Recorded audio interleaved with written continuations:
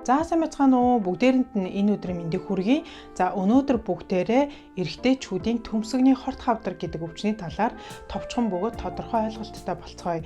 За яагаад төмсөгний хорт хавдар гэдэг сэдвийг сонгож авсан бэ гэхээр за төмсөг гэдэг маань өөрөө бэлгийн болон үржлийн маш чухал эрхтэн гэж явдаг. За төмсгөнд эр бэлгийн эс үүсдэг, тестостерон гэдэг даавар үүсдэг. За энэ даавар маань өөрөө эрчүүдийг бэр тэнхээтэй хүчтэй байлгадаг. За мөн бэлгийн чадaltaй байлгадаг гэх мэт маш чухал үүрэгтэй юм даавар байдаг ба энэ даавар маань төмсгөнд үүсдэг байгаа. За үүний дараагаар төмсөгний хорт хавдар гэдэг өвчин маань ховор тохиолддог боловч залуу хүмүүст хэвчлэн тохиолддог. За өөрөөр хэлбэл яг эд үр хүүхдээ гаргах нас буюу 20-40 насны залуучуудад тохиолдох нь нэлбэг байдаг. За тэгэхээр төмсөгний хорт хавдар юунаас болж үүсдэг вэ гэхээр за ер нь бол төмсөгний хорт хавдар яг энээс болоод үүснэ гэсэн тийм тодорхой батлагдчихсан зүйл бол байдаггүй. Эрсдэлт хүчин зүйлүүд гэж байдаг. За үүнд юу ордог вэ гэхээр нэгдүгээр төмсөг хуухнагтаа буугаагүй байх. За төмсөг хуухнагт буугаагүй байна гэдгийг мэддэггүй хүмүүс нэлээх байдаг. За дээрээс нь манайхны нэг буруу ойлголт эрэгтэй хүүхэд төрөхдөө л угаасаа анханасаа тэр төмсөг тэр хуухнаг дотор үүсдэгэ гэж боддог.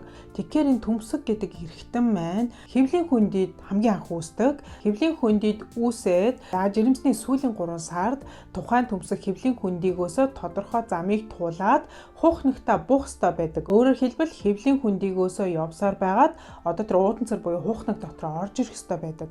Гэвч ямар нэг шалтгааны улмаас тэр хэвлийн хүндийд үүсчихсэн байгаа төмсөг маань одоо доошо хуухнаг руугаа явж явах замдаа аль нэг хэсэгт нь одоо тогтцдог. Үүнийг бид нэр төмсөг буугаагүй гэж хэлдэг. За энэ төмсөг буугаагүй байдлыг бид нар мдээгүй шалгаагүй удаан явснаас болоод энэ маань төмсөгний хавдар үүсэх маш том эрсдэлт хүчин зүйл гэж үздэг байгаа. За үүний дараагаар төмсөгний хавдрыг үүсгдэг шалтгаануудад удамшлын шалтгаан байна. За таны аав, өвөө, ах эсвэл эхрийн чи өрөөсөн төмсөгний хавдраар өвдөж исэн бол таач гэсэн төмсөгний хавдраар өвдөх эрсдэлтэй гэсэн үг. Тэгэхээр танаа гэр бүл удамд төмсөгний хавдраар өвдөж исэн түүх байх юм бол танд зовир илэрхгүй байсан ч гэсэн нэг удаа мэрэгжлийн эмчэд үзүүлчих хэрэгтэй. За үүний дараагаар төмсөгний гэмтэл, янз бүрийн зодон цохионоос төмсгөндөө гэмтэл авах. За мөн янз бүрийн халдварт өвчин байна. За гахаан хавдар гэдэг өвчин байдаг. Гахаан хавдар өвчнөр өвдөхөөр хэдэн хоногийн дараагаар төмсөгний дайвар булчирхай өрөвсөд төмсөгт архагаар өрөвсөл явагддаг. Ийм тохиолдолд за мөн та туяа цацрагийн нөлөөнд их өртөжсэн тохиолдолд за мөн тодорхой генийн өөрчлөлттэй холбоотойгоор төмсөгний хорт хавдрууд үүсдэгэ гэж одоогоор үздэг байгаа. Төмсөгний хорт хавдар өвдсөн тохиолдолд ямар шинж тэмдэг зовир илэрдэг вэ гэж маш их асуудаг. Төмсөгний хорт хавдар ихэнх үедээ шинж тэмдэггүй ажмаар явагддаг. За шинж тэмдэг илэрсэн тохиолдолд зарим хүмүүст төмсөг өвддөг, зарим хүмүүст өвдөлтгүй ч илэрч болдог. Төмсөг хэмжээгээрээ томордог, хавддаг, төмсөг татагдаж өвдөх ч юм уу иймэрхүү шинж тэмдэг зовирууд илэрч болдог. За тэгээд төмсөгний хорт хавдартай гээд эмнэлэгт ирж байгаа залуучуудын ихэнх нь за усанд орж байгаа төмсгөө бариад үтсэн чи юм хатуу юм тэмтрэгдээд төмсгөн дотор хатуу юм занглаа байгаа юм шиг байна гэж ирдэг байгаа. За тэгээд төмсөгний хорт хавдар маань ийш тийшээ эргэтнэл өвсөрхийлчих юм бол мэдээж тэр эргэтний талаас бас зовир өгнө гэсэн үг.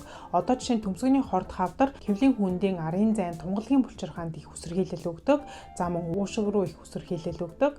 Тэгэхээр хэвлийн хүндийн арын зайн тунгалгийн булчирхаад үсэрхийлэл өгчих юм бол таны хэвлийн доод хэсгээр өвдөн, төмсөг татагдаж өвдөн. За уушиг руу үсэрхийлэл өгчих юм бол цээжээр өвдөн. За уушигны талын янз бүрийн зовируудыг өгөө. Иймэрхүү шинж тэмдгүүд илэрдэг байгаа. За тэгэхээр сүүлд нь төмсөгний хорт хавдраас хэрхэн сэргийлэх вэ гэхээр дор хаяж сард нэг удаа төмсгөө өөрөө шалгадаг байхыг зөвлөдөг. Одоо эмэгтэйчүүдийн хөхний хорт хавдраас сэргийлээд хөхөө өөрөө шалгадаг шүү дээ. Тэгэхээр үүнтэй яг адилхан эрчүүд маань төмсгөө өөрөө шалгаарай гэж эмчнэр зөвлөдөг. Төмсгөө шалгахдаа юуг анхаарах ёстой вэ гэхээр хоёр төмсгөө харьцуулж маш сайн харах хэрэгтэй. Аль нэг төмсг нь томорсон байна уу, жижигэрсэн байна уу, овоос нь товоос юм гарсан байна уу, арьс нь улайсан байна уу. За мөн усанд орж байхдаа хоёр төмсгөө маш сайн тэмтэрч үзэх хэрэгтэй. Төмсгөн дотор ямар нэг хатуу, занглаа, янз бүрийн эмзэглэлтэй юм байна уу, тэмтрэгдэж байна уу, төмсг маань өөрөө эмзэглэлтэй байна уу. Энэ мэдчил нь хоёр төмсгийг маш сайн сард нэг удаа шалгаад үзчихдэг байх хэрэгтэй гэж эмчнэр зөвлөдөг. За мөн бага насны эрэгтэй хүүхэдтэй эцэг эхчүүд хүүхдийнхээ хоёр талын төмсөг маань хуухнагтаа бууж ирсэн байна уу гэдгийг нэг удаа бариад шалгаад үзчих хэрэгтэй. Хэрвээ үнэхээр өөрөө барьж шалгаж үзэж мэдгүй байх юм бол мэрэгжлийн эмчээр бариулаад үзчих хэрэгтэй. За мөн өсвөр насны бэлгийн боожлтны явагдаж байгаа эрэгтэй хүүхдүүд байх юм бол за энэ үе төмсгний хавдраас гадна төмсгний вены судсын өргөсөх ч юм уу янз бүрийн өөрчлөлтүүд илэрч болдог учраас тухайн хүүхдүүдэд энэ талаар маш сайн ойлгуулж хэлж байх хэрэгтэй. За хүүхдүүдэд бэлгийн замын халдварт өвчнөөс хэрхэн өөрийгөө сэргийлэх үү, яаж хамгаалах уу гэдэг талаар хүртэл одоо нээлттэй ярилцдаг байх хэрэгтэй. За тэр тусмаа төмсгний хорт хавдрыг би хэлсэн. За ихэвчлэн залуу хүмүүст үүсдэгэ гэд. Тийм учраас энээс урьдчилсан сэргийлэх зорилгоор нэг удаач болов хүүхдийнхаа төмсгийг барьж үзээд тухнахтай байна уугүй юу. За өөр төмсгтэй холбоотой ямар нэг өөрчлөлт байна уу гэдгийг шалгаад үзчих хэрэгтэй шүү. За тэгэхээр манай эрчүүд төмсгөнд нь ямар нэг өөрчлөлт гараад эмнэлэгт очоод төмсгний хавдраа гэд онцлогдчихлоо. За энэ тохиолдолд эмчнэр яадаг вэ гэхээр мэдээж эмчилгээ хийн. Ямар эмчилгээ хийдэг вэ гэхээр төмсгний хавдрыг ихэвчлэн мэс заслаар төмсгийг авдаг. За эрт үедээ онцлогдоод эрт үедээ илрүүлчих юм бол төмсгний хавдрын эмчилгээ эдгэрэлт маш сайн байдаг. А үүн дээр юуг анхаарах вэ гэхээр төмсгний хавдар маань өөрөө үр хүүхэд гаргах насны ийм залуу эрчүүдэд ихэвчлэн тохиолддог. Тэгэхээр энэ хүмүүс төмсгний хавдраар онцлогдоод ямар ч эмчилгээ хийхээ өмнө анхаарах ёстой зүйлүүд гэж байдаг. За энэ юу вэ гэхээр эр бэлгийн эсийг хадгалуулах талаар эмчнэр ярилцдаг байгаа. За эр бэлгийн эсийг яагаад хадгалдаг вэ гэхээр энэ хавдар маань нэгдүгээр өөрөө залуу хүмүүст үүсдэг.